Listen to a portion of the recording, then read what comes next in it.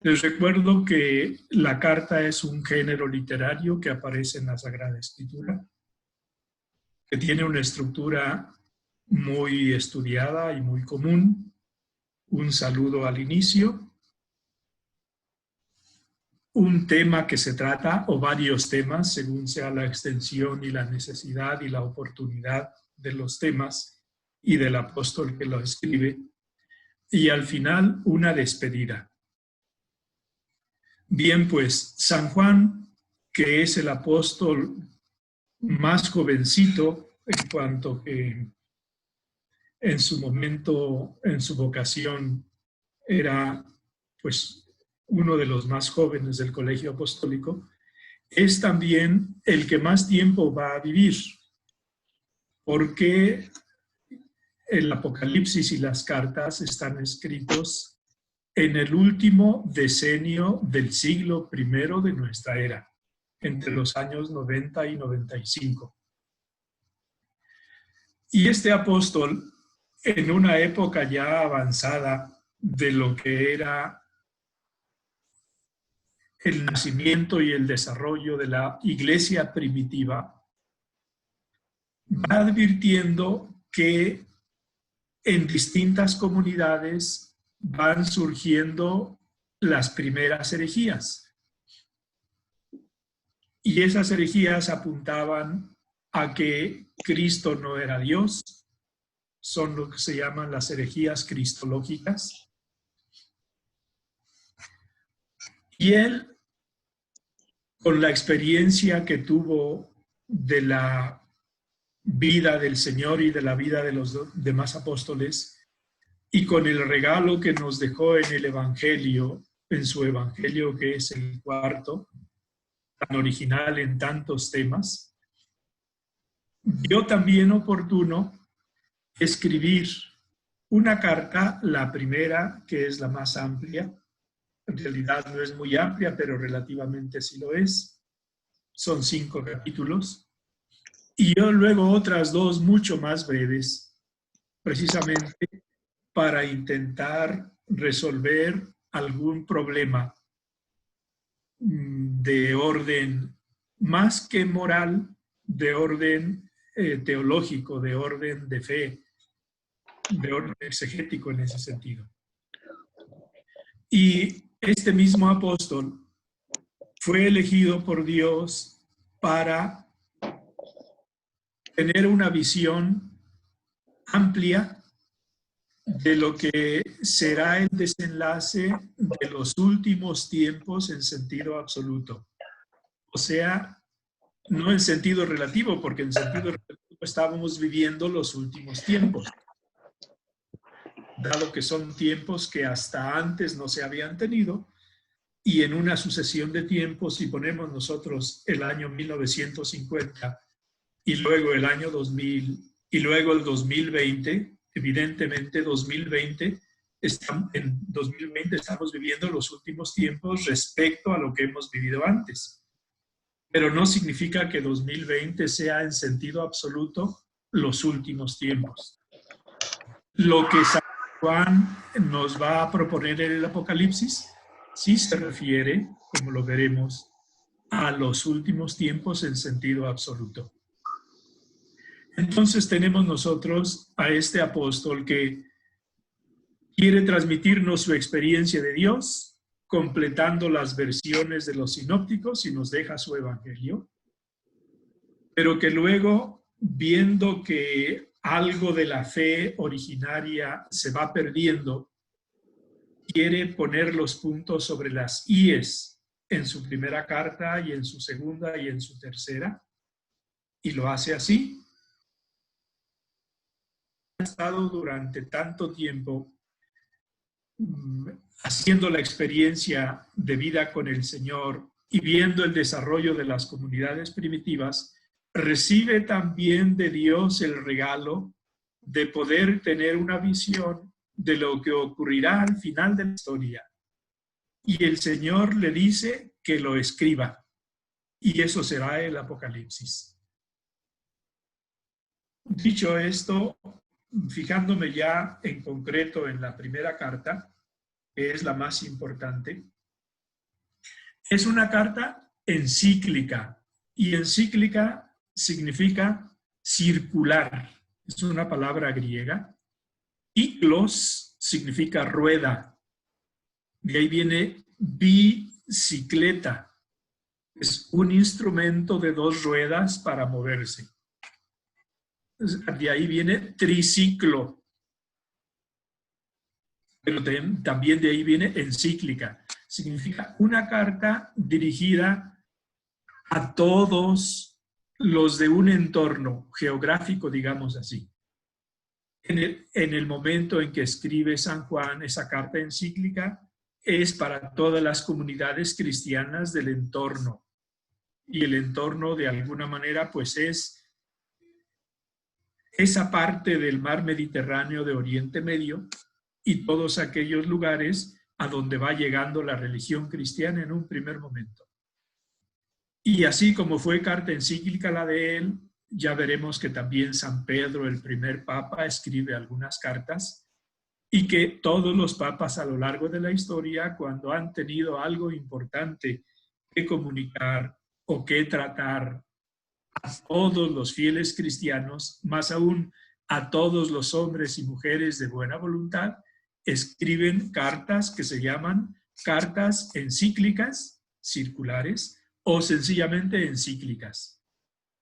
Entonces nos encontramos nosotros ante una primera carta encíclica que escribe no el papa de entonces, que era San Pedro, sino uno de los 3 apóstoles preferidos por el Señor, que es San Juan. Está, por tanto, escrita, dijéramos, a todas las comunidades del Oriente Medio, o si queremos de Asia, en el contorno geográfico que mencionamos, y que ya estaban siendo amenazadas por los desgarramientos de las primeras herejías cristológicas. Y esa herejía cristológica en el fondo decía que Cristo no es Dios. Pero también unas herejías morales empezaban a aparecer. Y la herejía moral en el fondo decía que el hombre no puede pecar y no tiene pecado. San Juan entonces en esta primera carta va a responder a esas 2 iniciales clases de herejías que se van presentando. Es la carta más importante que escribe él, es la más larga. Si la comparamos con un evangelio, pues es muy cortita, porque tiene solo 5 capítulos. Pero si la comparamos con las otras 2 cartas que él escribe, es la más larga, porque las otras 2 cartas tiene cada una de ellas un solo capítulo. Pero también, siendo la más larga, es la más importante y es la más parecida al 4.º evangelio. Voy a pasar a otro aspecto que es el contenido de esta carta. Y en cuanto termine de tratar este aspecto del contenido, voy a pedir que escuchemos los textos en el orden que les voy a pedir para que veamos el parecido de la primera carta de San Juan con el Evangelio de San Juan. Y no debemos nosotros extrañarnos porque es el mismo autor y el mismo mensaje fundamental, Dios como amor. Del primer capítulo al 3.º de la carta primera de San Juan, encontramos nosotros que desarrolla estos temas: la unión con Dios y la filiación divina. La unión con Dios, en definitiva, significa la necesidad que nosotros tenemos de mantenernos unidos al Señor, de permanecer en el Señor, primero para estar en la fe correcta y segundo para tener una vida fecunda. Y es la unión con Dios una consecuencia de nuestra filiación divina que nos viene por el bautismo. Si somos hijos de Dios, debemos mantenernos unidos a Él. En el capítulo 4, que es el más conocido, y en el capítulo 5 nos habla de dos aspectos que siempre tienen que ir de la mano. En primer lugar, la fe en Cristo y en segundo lugar, el amor fraterno. De tal manera que son como dos vasos comunicantes. Y ninguno de los dos es auténtico sin el otro. Si nosotros solo tenemos fe en Cristo, nos dirá Santiago, también los demonios creen que Dios existe, pero son demonios. Y si nosotros solo tuviéramos amor al hermano, pues podría ser sencillamente un acto de filantropía, de un buen corazón, pero no más. Por eso el cristianismo auténtico se tiene que medir por estos dos elementos que tienen que ir de la mano. Primero, nosotros creemos en Cristo, nuestra fe en Cristo. Y porque creemos en Cristo y Él nos dijo, ámense los unos a los otros como yo los he amado, por eso surge de nuestra fe la dimensión práctica del amor. Un amor primero a Dios y un amor a Dios que se mide por el amor al hermano. Dicho esto, quiero escuchar ahora Juan 14, 23, 24. Espero que ya lo tengan y que lo podamos escuchar. Si me dicen, por favor, la edición de la Biblia, estará bien antes de empezar. Para levantar la mano en participantes, en el icono de participantes, ahí viene una manita, le dan clic y así es como pueden levantar la mano para hacer la lectura.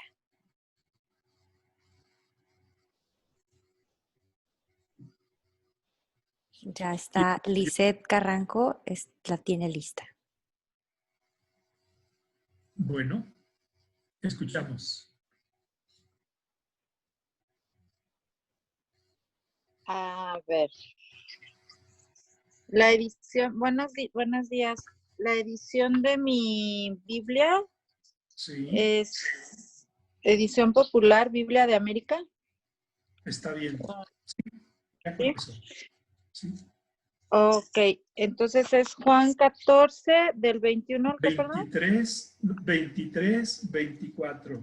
Son solo dos versículos, pero es para Ah, que veamos que el autor del cuarto evangelio es el autor de la primera carta.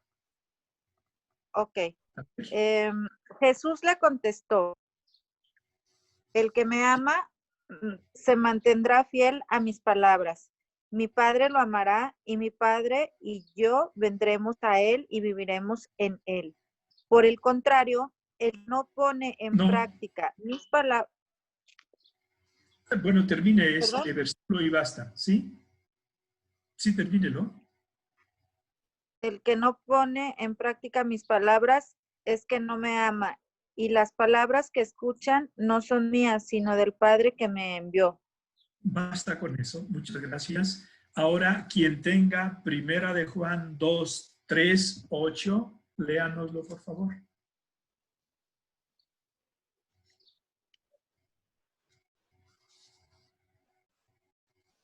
Yara la tiene lista. A ver, la escuchamos.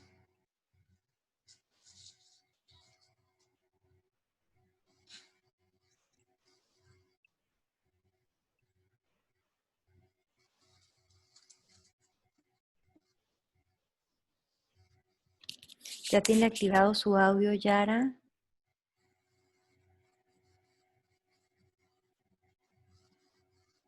Listo. Okay. Ah, no, Escuchamos. Guilla, esa es la que estamos viendo, a Guilla. Ah, pues entonces, que lea Guilla, por favor.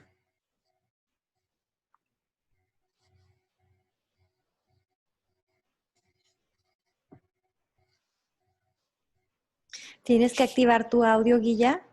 Ya lo puedes hacer por ti misma.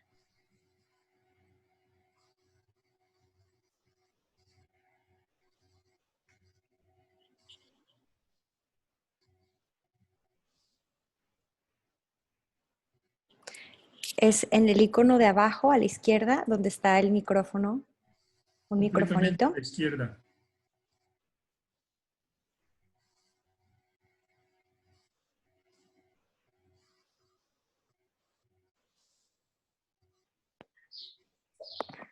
A ver si. Listo, muy bien. Listo. Yo soy la vid verdadera y mi padre es el labrador. Espéreme, se me fue a Juan 15. Eso viene después. Téngalo Sí. reservado. Yo pedí primera de Juan 2, 3, 8. En este momento. Sí, por favor. Le reservamos a usted Juan 15, 1, 8, pero alguien, por favor, que nos lea primera de Juan 2, 3, 8. Claudia, Escuchamos a Claudia. ya puede. Listo. Sabemos que conocemos a Dios y cumplimos sus mandamientos. El que dice, yo lo conozco, pero no cumple sus mandamientos, es un mentiroso y la verdad no está en él. En cambio, el amor de Dios... Espere un momento, por favor. Entonces, el mensaje del texto de Juan 14 era, si alguno me ama, guardará mis palabras. Y aquí dice, el que me ama, guarda mis palabras. Ven cómo es no solo la misma doctrina, sino la misma formulación prácticamente. Y se ve que es un tema que quiso subrayar San Juan después de haber publicado el Evangelio por las necesidades del momento en que empezaban a darse las herejías, a ver quién estaba creyendo verdaderamente en Cristo y quién no. Entonces, la señal que pone para que nosotros conozcamos si alguien está verdaderamente con Cristo es, si alguno me ama, guardará mi palabra. Exactamente igual que en el Evangelio. ¿Puede continuar, por favor? En cambio, el amor de Dios llega verdaderamente a su plenitud en aquel que cumple su palabra. Es la misma idea de fondo. ¿Sí? Esta es la prueba de que estamos en Él, pues el que dice que permanece en Él tiene que vivir como vivió Él. El mandamiento del amor. Espéreme, vean ustedes ahí la aparición del término permanecer en Él. Y permanecer en Él es permanecer en el amor. ¿En qué versículo vamos? 6. Siga, por favor. El mandamiento del amor. Hermanos queridos, el mandamiento acerca del que les escribo no es nuevo, sino un mandamiento antiguo que tenían desde el principio. Este mandamiento antiguo es la palabra que oyeron. Sin embargo, el mandamiento acerca del que les escribo, que se realiza en él y en ustedes, es nuevo en el sentido de que la oscuridad pasa y ya brilla la luz verdadera. Hasta ahí nos quedamos en eso. Entonces, fíjense cómo habla de un mandamiento nuevo. Y es Juan el que nos dice en la última cena, un mandamiento nuevo les doy, que se amen los unos a los otros como yo los he amado. Entonces, el mismo término y tema de mandamiento antiguo y de mandamiento nuevo que aparece en el Evangelio de San Juan es el mismo que estamos escuchando redactado por San Juan en su primera carta. Y es otro de los argumentos internos por los que vemos que el autor del cuarto Evangelio es el autor de la primera carta, o al revés, que el autor de la primera carta es el mismo que escribió el cuarto Evangelio. Vamos a escuchar ahora sí, Villa, Juan 15, 1, 8.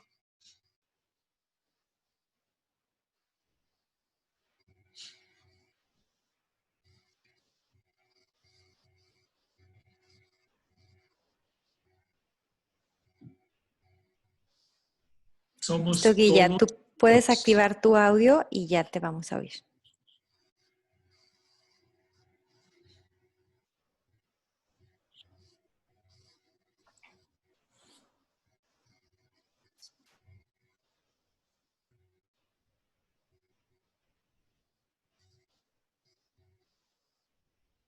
Yo soy la vid verdadera y mi Padre es el labrador.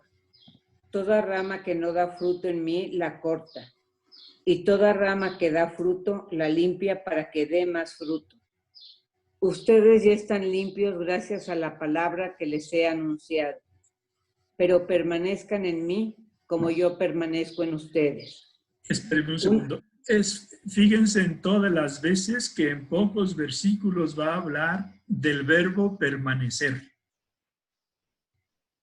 Y entonces advertiremos que tanto en este texto que nos está leyendo ahora Guilla, como en el siguiente que vamos a escuchar de Juan 4, 7, 16, el tema central es el amor, que significa permanecer en Dios, y la necesidad de medir nuestro amor por nuestra permanencia en Dios, y la necesidad de manifestar nuestra permanencia en Dios mediante las obras del amor, que son las obras de caridad.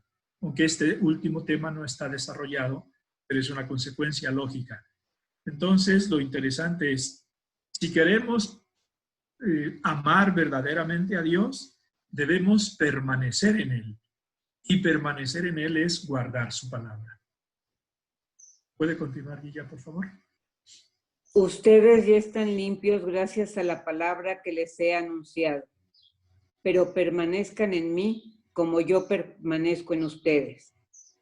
Una rama no puede producir fruto por sí misma si no permanece unida a la vid. Tampoco ustedes pueden producir fruto si no permanecen en mí. Yo soy la vid. ¿Perdón? Yo creo que son por lo menos unas de 8 a 10 veces las que aparece el verbo permanecer. Y vean desde el punto de vista espiritual cómo lo que el Señor nos está aquí diciendo no es solo que algunas veces nosotros nos acordemos de Él y que alguna vez podamos ir a la iglesia, incluso en este periodo de cuarentena que ya se nos empiezan a abrir para visitas personales, sino se trata de una necesidad de permanecer. Y permanecer en el fondo está indicando una continuidad de unión interior con Cristo nuestro Señor, lo cual no implica estar pensando cada minuto en Dios, sino significa buscar agradarle en todo momento, porque buscando agradarle en todo momento estamos permaneciendo en Él, y permaneciendo en Él estamos permaneciendo en el amor. Y nuevamente ese amor se verá en frutos de caridad con las personas que nos rodean. ¿Puede continuar, Guilla, por favor? Yo soy la vid y ustedes las ramas. El que permanece en mí y yo en él, esa da mucho fruto. Pero sin mí no pueden hacer nada. Al que no permanece en mí, lo tiran y se seca, como a las ramas, que las amontonan, se echan al fuego y se queman. Mientras ustedes permanezcan en mí y mis palabras permanezcan en ustedes, pidan lo que quieran y lo conseguirán. Mi Padre es glorificado cuando ustedes producen abundantes frutos. Entonces pasan a ser discípulos míos. Sí, muchas gracias. Hasta ahí nos quedamos. Ya les hice ver la importancia del verbo permanecer. Cada palabra que aparece en la Escritura es por sí importante. Pero si aparece la misma palabra en pocos versículos repetida varias veces, significa que es mucho más importante. De aquí se trata de lo que la tradición cristiana ha llamado la necesidad de la vida interior. Y la vida interior es la vida de Cristo en nosotros. Y si Él permanece en nosotros, pensemos después de la comunión, y pensemos en nuestra vida de gracia, nosotros tenemos que permanecer en Él. Así hay una gran unidad de lenguaje, hay una gran unidad de cuidados, de atenciones mutuas, de Dios respecto a nosotros y de nosotros respecto a Dios nuestro Señor. Vamos a escuchar ahora primera de Juan 4, 7, 16. Y en el fondo tengan presente que el mismo San Juan que escribió el Evangelio y el capítulo 15 es el que escribe este capítulo, donde nos va a dar la definición más concisa y luminosa sobre Dios que aparece en toda la Sagrada Escritura. Dijéramos que ese versículo es Juan 1, 4, 7, 8. Ese es el versículo más importante y más luminoso de toda la Sagrada Escritura. Y es una consecuencia de todas las reflexiones que ha ido haciendo San Juan en su Evangelio, que ha ido haciendo sobre todo en la Última Cena y que hace también en las otras partes de la primera carta que él mismo escribe. Escuchamos a quien nos vaya a leer esta última parte. Sí, Sergio Moreno. Bueno, pues muy bien. Hola, ¿Sí? soy Brenda. Pues muy bien, Brenda. Gracias. Dice, es de la Biblia de Jerusalén. Muy bien. 7:16 del capítulo 4. Sí. Queridos, amémonos unos a otros, porque el amor es de Dios, y todo el que ama ha nacido de Dios y conoce a Dios. Quien no ama no ha conocido a Dios, porque Dios es amor. Esa frase espera un momento, esa frase es la más importante. Dios es amor. Es verdad que Dios es sabiduría, porque es sabio. Es verdad que Dios es omnipotencia, porque es omnipotente. Es verdad que Dios es justicia, porque es justo. Pero es más verdad que Dios es amor. Y el amor lo encierra todo y lo contiene todo, y lo ilumina todo, y le da sentido a todo, y le da fecundidad a todo.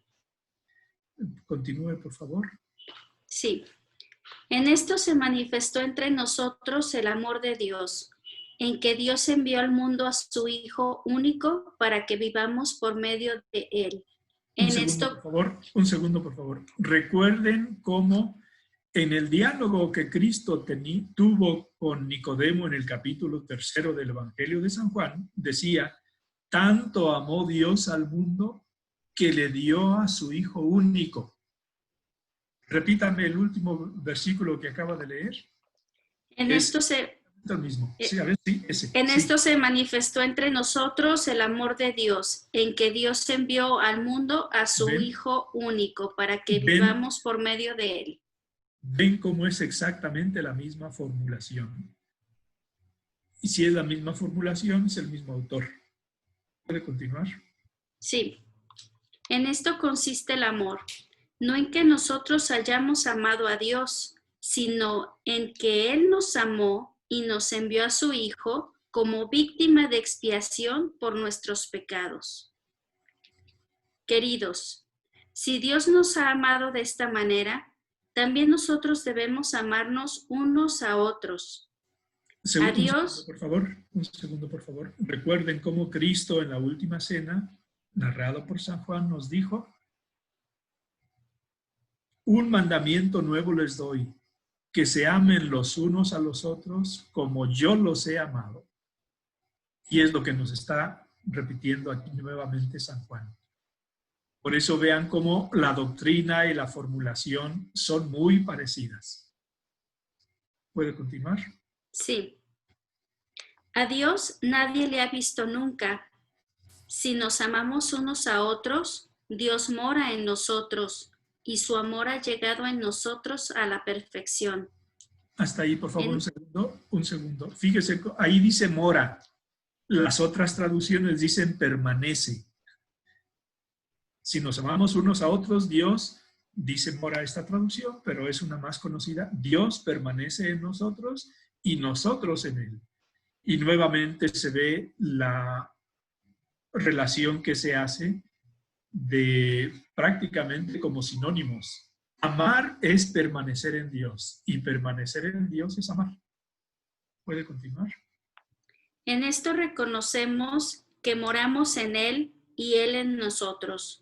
Que permanecemos en Él también, ¿no? Sí. En que nos ha dado de su Espíritu y nosotros hemos visto y damos testimonio de que el Padre ha enviado a su Hijo como Salvador del mundo. Si uno confiesa que Jesús es el Hijo de Dios, Dios mora en él y él en Dios. Y nosotros, Dios permanece en él, sí, sí.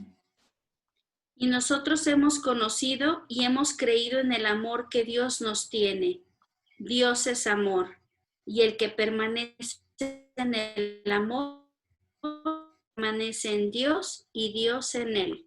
Ven como es, gracias. Es, dijéramos, casi el mismo estribillo que está recordándonos de una manera y de otra San Juan cuando escribe su evangelio, sobre todo en la última cena, y San Juan, el autor de la primera de las cartas. Bien, vamos a continuar. Si queremos nosotros ver, no voy a dedicar más tiempo a esta carta, podría dedicarles más tiempo para hablar un poquito más a fondo de determinada doctrina, pero creo que esto es suficiente. La segunda carta es una advertencia a una iglesia particular. Es solo un capítulo. Y nos recuerda el mandamiento de la caridad, que es el corazón de la última cena, según San Juan, y es también el corazón de la primera carta, en un contexto un poquito más amplio y distinto. La tercera carta, porque son 3, es otra advertencia a una iglesia particular de estas que se han ido desarrollando en Asia Menor. Y habla sobre la hospitalidad, por un lado, y sobre un conflicto de autoridad, por otro lado, que se empieza a presentar en esa iglesia. Y es solo un capítulo también. Lo pueden leer con provecho, nada más sabiendo que, pues, es el celo delicado de San Juan, que quiere que no se pierda el centro del mensaje de Cristo en el Evangelio, y ese mensaje es el amor y ese mensaje es la caridad. Pasamos al Apocalipsis. Apocalipsis es una palabra griega que significa desocultación, a la letra. Apo es des y calipto en griego significa ocultar, cubrir. Entonces, desocultación equivale a revelación. ¿Y qué es esta revelación? Es una gran profecía sobre los últimos tiempos. Si queremos, sobre el final de la historia. Es un relato grande, amplio. Son 22 capítulos. Un relato amplio de revelaciones ofrecidas mediante visiones simbólicas y enigmáticas. Es una característica propia, el Apocalipsis entra dentro del género profético, porque les dije que era una profecía, ¿no? Una gran profecía. Y una característica de la profecía es su lenguaje velado y enigmático. Enigmático es como adivinatorio. Y es un lenguaje voluntariamente enigmático. De manera que no podemos pensar que lo vamos a entender fácilmente. Más bien, tiene diversas posibles interpretaciones. Ahora, ¿qué pretende el Apocalipsis? A una iglesia perseguida por el Imperio Romano, y esas persecuciones empezaron poquito después de Pentecostés, Pentecostés ocurrió el año 33 de nuestra era y estamos hablando de los años 90 ya, cuando San Juan escribe y publica el Apocalipsis. Entonces, a una iglesia perseguida por el Imperio Romano, el Imperio Romano de alguna forma está representado en la bestia que aparece en el Apocalipsis. Este libro, o Dios a través de este libro, le asegura que al final de la historia el bien triunfará sobre el mal. Ese es el mensaje profundo del Apocalipsis.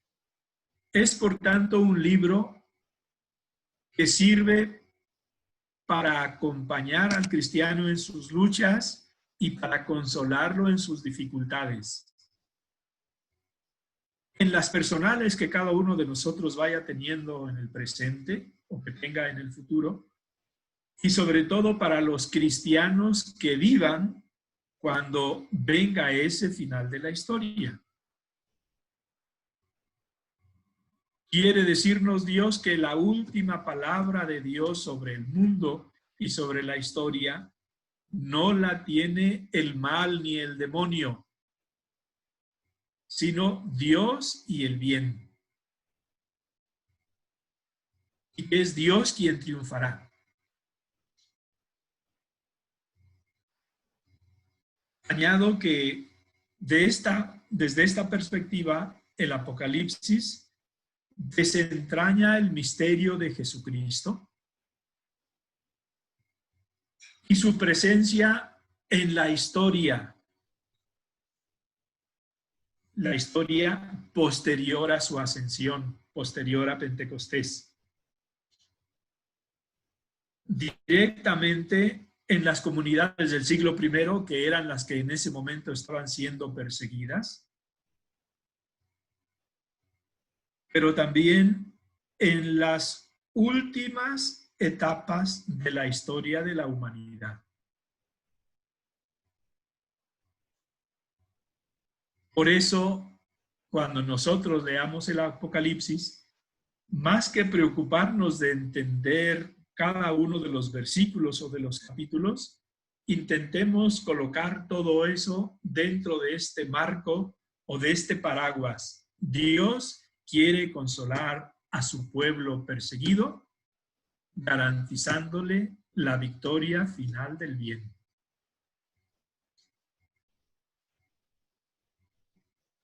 Voy a participarles ahora alguna pantalla para que veamos el contenido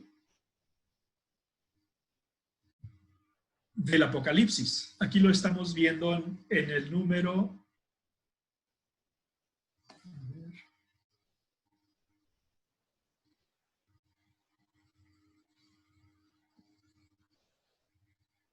Aquí, en el número 2, donde dice contenido, tenemos después 1-3, luego tenemos 4-10 y luego tenemos 11-22.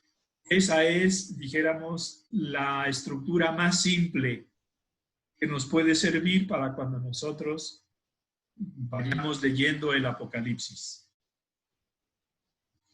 Del capítulo 1 al capítulo 3 tenemos sobre todo las cartas a las 7 iglesias.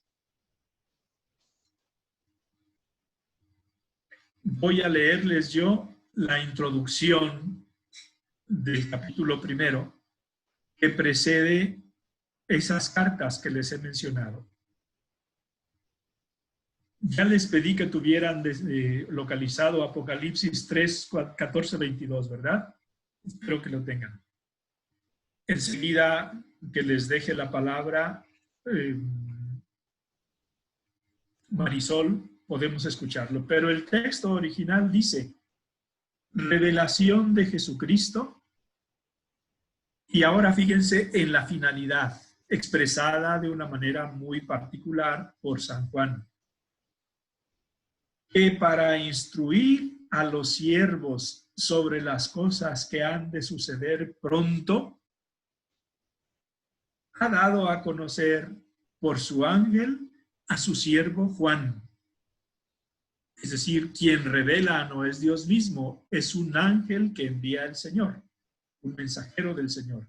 Y su siervo Juan es el Juan que nosotros conocemos por el Evangelio y sobre todo como autor del cuarto Evangelio, el cual da el testimonio de la palabra de Dios y testimonio de Jesús, de Jesucristo, sobre todo lo que él ha visto. Por tanto, todo el Apocalipsis es una gran visión que ocurre en una isla que se llama Patmos, dentro del Mediterráneo, en la parte más oriental del Mediterráneo, al sur de Turquía y al este de Tierra Santa, digamos ahí. Por ahí está. Y añade, bienaventurado el que lee y los que escuchan las palabras de esta profecía. Por tanto, todo el Apocalipsis es profecía. Y los que observan las cosas en ello escritas, pues el tiempo está próximo. Tenemos, por tanto, aquí una introducción sencilla, pero muy reflexionada y muy solemne de lo que significa el contenido del Apocalipsis. Entonces, volviendo al contenido mismo, les decía, del capítulo 1 al capítulo 3, tenemos sobre todo las cartas a las 7 iglesias. Este mismo Juan, que escribió 3 cartas separadas entre sí, incluye dentro del Apocalipsis 7 cartas que el Señor, a través de su ángel, le dice que escriba y dirija a 7 iglesias, que son iglesias cercanas al sitio desde donde él escribe, a Patmos. Son iglesias que se encontraban al norte de Tierra Santa y al sureste de la actual Turquía, en ese ámbito. Una de las cartas, bueno, voy a continuar con el contenido. Del capítulo 4 al capítulo 10 tenemos visiones escatológicas. Y les recuerdo que escatológico significa que se refiere a los últimos tiempos, al final de la historia. Por tanto, son visiones que ocurrirán al final de la historia. Entre esas visiones destacan la del libro sellado, donde está, dijéramos, la historia de toda la humanidad y de cada uno de sus habitantes. Se encuentra también otro apartado que es la apertura de los 6 primeros sellos, que son como capítulos que se van a ir dando al final de la historia con señales particulares para los que entonces vivan. Y luego otra más conocida que se llama Los 4 jinetes del Apocalipsis, que tienen un caballo de color distinto y que desencadenan una serie de acciones que van a tener lugar también al final de la historia. Luego, la apertura del 7º sello y las trompetas que sonarán también en un momento como preparando el juicio final.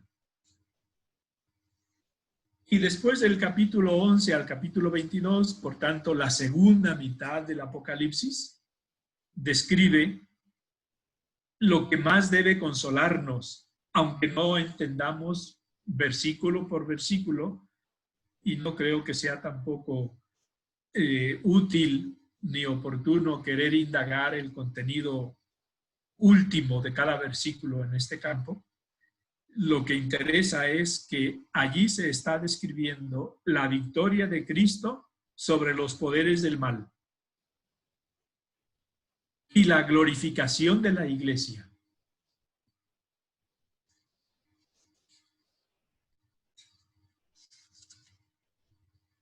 vamos a escuchar el texto de la carta a una de las iglesias, es la última mencionada, que se llama la iglesia de Laodicea. Se escribe con C y es una sola palabra, que no es la Odisea, sino la Odisea con C al final. Quien la tenga, por favor, empiece. Es muy interesante porque es muy práctica. Fíjense cómo hay, siendo una carta, hay un saludo, hay un contenido y hay una especie de, hay un final también de ese contenido. ¿Escuchamos?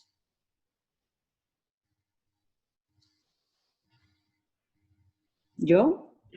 ¿A quién escuchamos? Adelante. Susana. Buenas tardes. Escribe al ángel de la iglesia de la Odisea. Esto dice el amén, el testigo veraz y fiel, el principio de la creación de Dios. Conozco tus obras. Sé que no eres ni frío ni caliente. Perdón, un segundo. Aunque la carta está escrita a toda una iglesia y al responsable de la iglesia, siendo palabra de Dios, está escrita para cada uno de nosotros. Y lo más provechoso es ver en qué y cómo nos afecta esa carta y cada uno de los versículos. Al inicio puede parecernos un poquito duro lo que dice cada una de las cartas, pero en cada una de las cartas hay una motivación para superarnos y hay un premio que se nos ofrece. Y en este sentido son bellísimas y muy actuales. ¿Seguimos escuchando? Conozco tus obras. Sé que no eres ni frío ni caliente. Ojalá que fueras frío o caliente. Pero como no eres frío ni caliente, sino tibio, estoy por vomitarte de mi boca.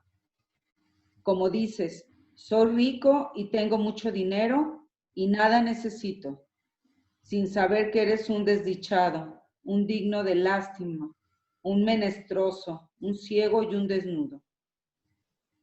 Te aconsejo que me compres oro acrisolado para que seas de veras rico, vestidos blancos para que te vistas y no andes enseñando la vergüenza de tu desnudez, y además un colirio para que te lo untes en los ojos y así puedas ver.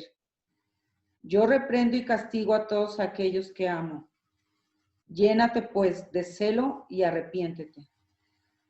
Mira que estoy a la puerta y llamo. Si alguno oye mi voz y abre la puerta, entro en su casa, como con él y él conmigo. Al vencedor le concederé sentarse conmigo en mi trono, así como yo he vencido y me he sentado con mi Padre en su trono. El que tenga orejas, oiga lo que el Espíritu dice a las iglesias. Bien, entonces el contenido espiritual es riquísimo. Se trata de que cada uno de nosotros, como les decía, vea que Dios, nuestro Señor, está escribiendo esa carta pensando en nuestro presente y en nuestro futuro. Y que quiere advertirnos que a Dios no le gustan las medianías, la tibieza espiritualmente hablando. Dios quiere que nosotros hagamos una opción clara por Él. Sabiendo además que las medianías nos pueden cegar. Y esta ceguera, si es triste en el campo físico, lo es mucho más en el campo espiritual.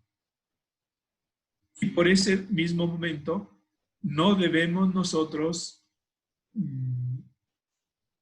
caer en la ceguera. Y caeríamos en la ceguera si no viéramos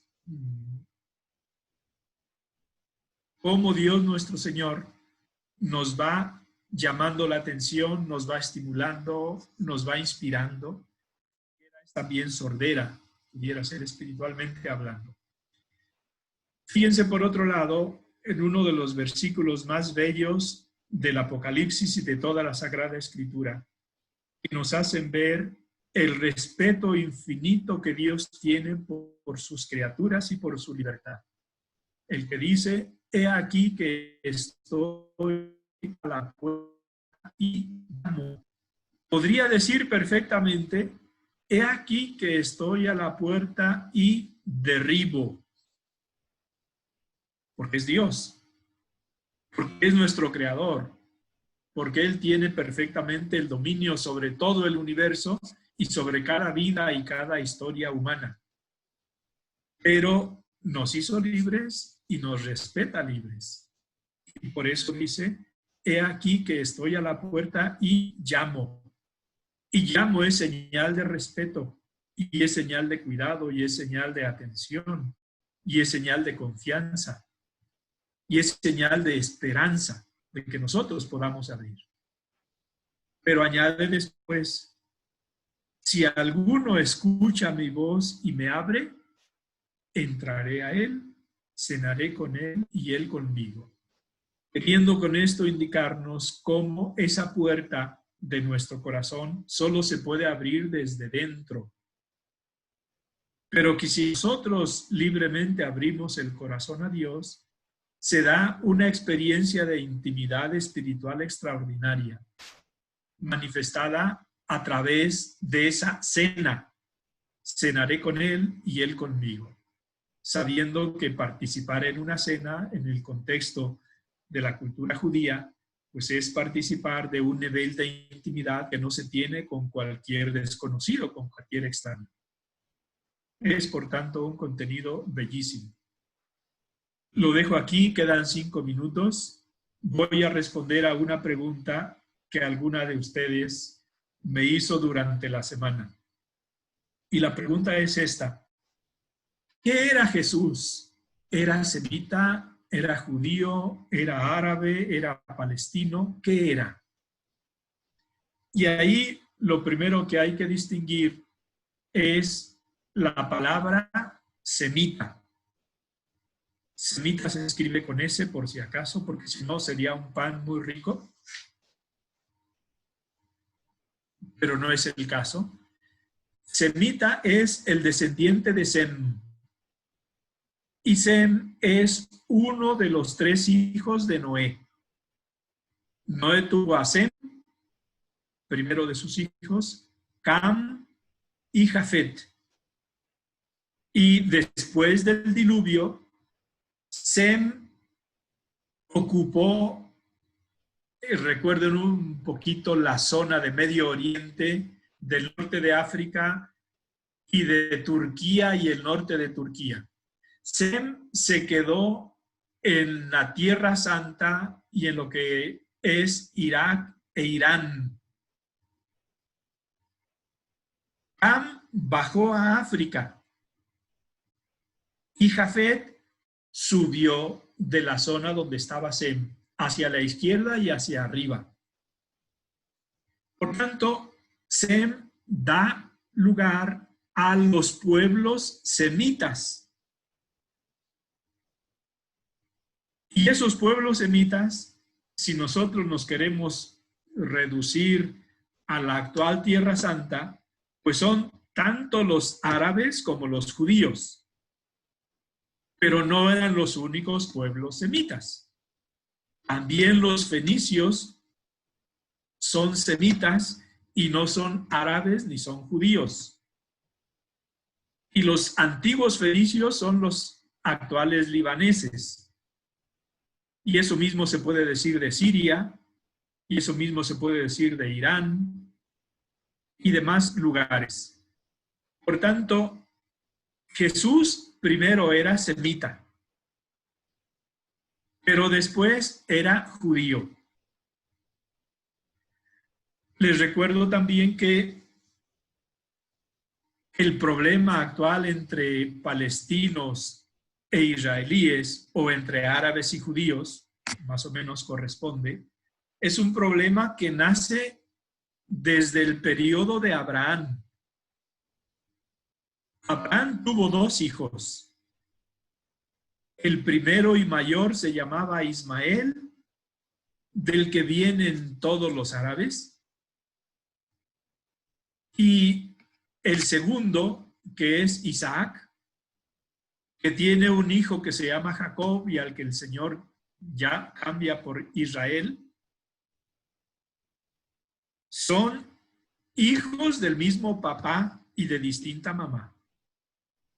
Y por eso el problema actual entre ellos es mucho más difícil de resolver, porque son hermanastros y se tratan bastante mal. En segundo lugar, entonces, Jesús primero es semita y luego es judío. Pero respecto a judío quiero decir algunas aclaraciones que les puedan servir para poder moverse en ese concepto que es amplísimo y muy difícil de delimitar. El padre del pueblo judío es Abraham, pero Abraham en sentido estricto no es judío. Es un arameo que procede del sur de Irak. En segundo lugar, el hijo de Abraham, que se llama Isaac, en sentido estricto tampoco es judío. En tercer lugar, el nieto de Abraham, que es Jacob, al que el Señor cambia el nombre por Israel, en sentido estricto tampoco es judío. Este Jacob o Israel tuvo 12 hijos. Uno de ellos se llamaba Judá. Y en sentido estricto solo son judíos los que nacieron de este único hijo que se llama, bueno, de este hijo que se llamaba Judá. Entonces, que les quede claro, el padre del pueblo judío, que es Abraham, no era judío. El hijo de Abraham, que es Isaac, tampoco era judío. El nieto de Abraham, que era Jacobo Israel, tampoco era judío. Él es el padre de Judá, uno que da nombre a una de las 12 tribus de Israel. Luego los judíos se ponen todas las medallas que pueden y hablan de Abraham como judío, pero en sentido estricto no lo son. Pero en la palabra judío caben muchas acepciones. Por un lado, puede ser, vamos a llamarlo, la raza. Hay judíos que se denominan raza judía, pero sabemos que en realidad no eran raza, era un pueblo semita, de otros muchos. En segundo lugar está la nación. Esa es un concepto más preciso, porque la nación es una delimitación geográfica. Y aquí la nación de los judíos fue Israel o Palestina. Y en tercer lugar está la religión. Y la religión es algo como más acotado que lo que puede ser una nación. En una nación pueden caber distintas razas y pueden caber distintas religiones. Entonces, en el pueblo, en Tierra Santa actualmente, hay, si queremos, 2 subrazas, árabes y judíos. Hay 3 religiones, musulmanes, normalmente árabes, judíos, que son judíos, y cristianos. Y los judíos tienen, además, la característica de que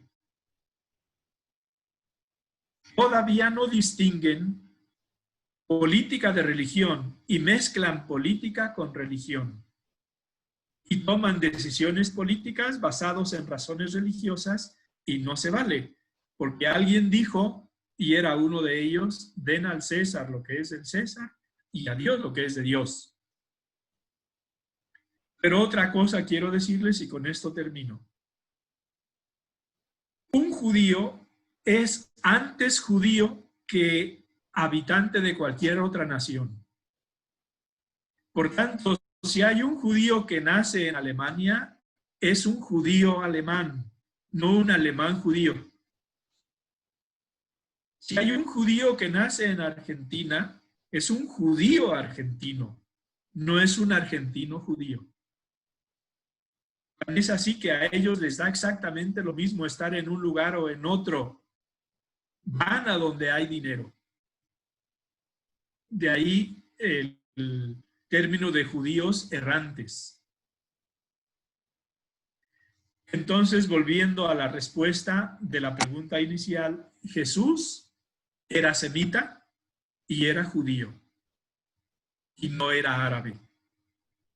Espero que esto les pueda servir para poder moverse en estas terminologías que no son sencillas.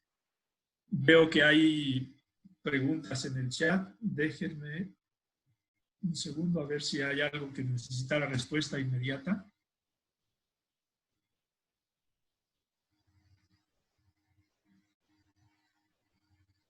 Hay algunas que son solamente agradecimiento. No veo que haya alguna pregunta, pero ya saben, ya les dejé tanto este modo de preguntar, de ofrecer alguna pregunta, como el teléfono o el correo electrónico. Hay una pregunta, padre, que dice, ¿cuándo A inician ver. los últimos tiempos en sentido relativo? Pues cuando usted quiera. A ver, son últimos tiempos, supongamos, por poner algo, después de la caída de las Torres Gemelas, por poner un plazo, dijéramos, conocido por todos, pues ahí hay unos últimos tiempos relativos, que son los que coinciden más o menos con lo que llevamos de siglo. Pero las épocas históricas también van marcando cuáles son los últimos tiempos. Entonces, depende de la perspectiva que usted quiera elegir para poder denominar últimos tiempos. No hay ninguna fecha oficial y obligatoria establecida para ponerlos ahí. ¿Alguna pregunta más que urja? No. Te damos gracias, Señor, por todos tus beneficios, a ti que vives y reinas por los siglos de los siglos. Amén. María, sede de la sabiduría, ruega por nosotros, en el nombre del Padre, del Hijo y del Espíritu Santo. Amén. Buenas tardes, preparen bien su comida y sigamos cuidándonos y cuidando en esta cuarentena a todos aquellos que caigan bajo nuestra responsabilidad. Les encomiendo mucho. Adiós. Muchas gracias, padre.